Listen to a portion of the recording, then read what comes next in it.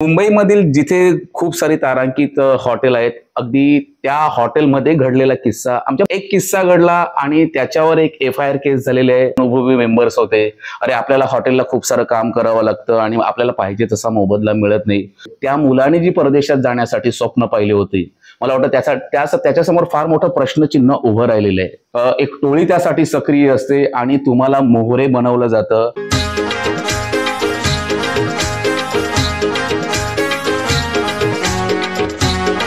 नमस्कार मित्रांनो, कोलियाचं बोल या YouTube चॅनलवर तुमचं स्वागत आहे. मी निनाद पाटील आणि अर्थातच तुमच्यापर्यंत व्हिडिओ पोहोचवणारा प्रसाद मेहर. मित्रांनो, आज जरा वेगळ्या विषयाला हात घालायचा आहे. आमचा कोळी समाज आणि कोळी समाजातली मुलंही चांगली शिकतायत, डॉक्टर वकिली करतायत आणि खास करून आमच्या वसई किनारपट्टीला पाहिलं तर आमच्याकडची मुलं युरोप, अमेरिका वेगवेगळ्या देशात कार्यरत आहेत आणि खास करून रिगवर आणि स्टार क्रूजवर काम करत आहेत. आणि आमचे कोळी बांधवी, त्यांची आई वडील अगदी काबाड कष्ट करून मुलांना कॉलेजापर्यंत शिकवतात. अगदी इंग्लिश स्पीकिंगचे कोर्स म्हणजे परदेशात जाऊन अगदी त्यांना अडखळायला नको म्हणून तेही करतात. मग अक्षरशः मोलमजुरी करतात आणि हे मोलमजुरी करून ही मुलं बाहेर गेल्यानंतर खऱ्या अर्थाने आमच्या कोळी समाजाची प्रगती झाली आहे आणि होत आहे असं म्हटल्यास वावगं ठरणार नाही. आणि त्यांच्या पावलावर पावलं ठेवून अजूनही नवजवान नवयुवक त्या पावलावर पाऊल ठेवून या क्षेत्रात, हॉटेल मॅनेजमेंट क्षेत्रात आपलं प्रस्थ निर्माण करत आहेत. मित्रांनो, हा एक भाग झाला. तर अगदी काही महिन्यापूर्वीची गोष्ट, अगदी काहींनी वर्तमानपत्रात सुद्धा वाचली असेल. मुंबईमधील जिथे खूप सारी तारांकित हॉटेल आहेत, अगदी त्या हॉटेलमध्ये घडलेला किस्सा. आमच्या बाजूच्या गावातला मुलगा आहे आणि हार्डली तो 21 ते 22 वर्षाचा आहे. हॉटेल मॅनेजमेंटचा कोर्स केलेला आहे आणि परदेशात जाण्यासाठी किंवा क्रूजवर जाण्यासाठी अनुभव म्हणून तो एका तारांकित हॉटेलमध्ये कार्यरत आहेत. तर मित्रांनो, तर एक किस्सा घडला आणि त्याच्यावर एक FIR केस झालेले आहे. तर हे का?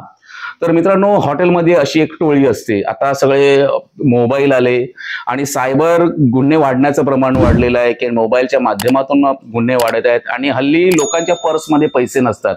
अगदी हॉटेलमध्ये अगदी आपण 10 रुपयाची वस्तू जरी घ्यायची म्हटली तर आपण GPay करतो. तर हॉटेलची जेव्हा सिस्टीम काम करत नाहीत ऑनलाईन व्यवहार करण्याची, तेव्हा ही मंडळी आहेत तेव्हा ते आपल्या स्वतःच्या मोबाईलवर किंवा UPI नंबरवर पेमेंट घेतात आणि नंतर आपल्या हॉटेलला वळतं करतात. तर मित्रांनो, जो मुलगा आहे बाजूच्या गावातला टोटली इनोसंट, तर इनोसंट आणि एक टोळी कार्यरत असते की जे हॉटेलला जे बिल येतं ते बिल ही जी टोळी आहे ती स्वतःकडे वळतं करून घेतं. गेल्या 2 महिन्यापासून जी टोळी होती त्याच्यातले जे काही अनुभवी मेंबर्स होते, अरे आपल्याला हॉटेलला खूप सारं काम करावं लागतं आणि आपल्याला पाहिजे तसा मोबदला मिळत नाही असं सांगून त्याच्या अकाउंटला तुला मदत म्हणून 1-1, 2-2 हजार टाकून त्यांनी टाकले. पण हा लाखोंचा अपार होता आणि त्यामध्ये तोही गुंतला गेला. एकदा पोलीस केस NC झाली. इव्हन आपल्याला पुढे वॉचमॅन म्हणून जरी काम करायचं असेल तर पोलीस स्टेशनची नो ऑब्जेक्शन सर्टिफिकेटची आपल्याला गरज असते. तर जर आणि मला वाटतं की आता त्या प्रकरणामुळे त्या मुलाने जी परदेशात जाण्यासाठी स्वप्न पाहिले होते, मला वाटतं त्याच्यासमोर फार मोठं प्रश्नचिन्ह उभं राहिलेलं आहे.